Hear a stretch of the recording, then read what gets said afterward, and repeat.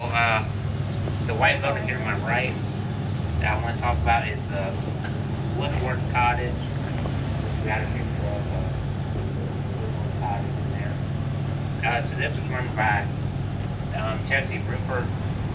We also got a picture of her, but she moved to the Shenandoah Valley originally from Massanutten, and she ran.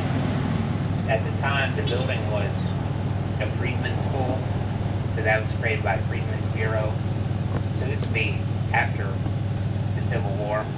So she taught at the Freedmen's School, which was a school just for newly freed slaves. She ran that for several years till she died, but she ran the school in the bottom floor of the house, and she lived on the top floor.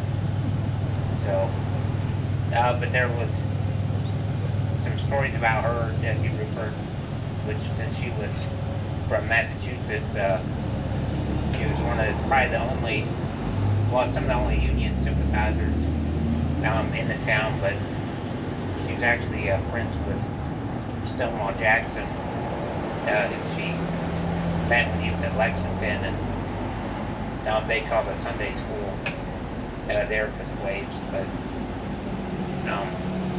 so there was one time where this would be at Jessie Rupert's house, which we'll talk about later. Someone put a Confederate flag on her door during the war, and she actually took the flag down and burned it. That angered a lot of people in the town, obviously. But when they were gonna take her to jail or to the Confederate officer that was in town, it turned out it was Stonewall Jackson, who she knew previously. He actually just gave her a warm greeting, and then he didn't jail her, but it's for her own protection from the people in town. So I think a lot of people were probably surprised, thinking she was going to get reprimanded, but it's her friend Stonewall. So that's just a funny story.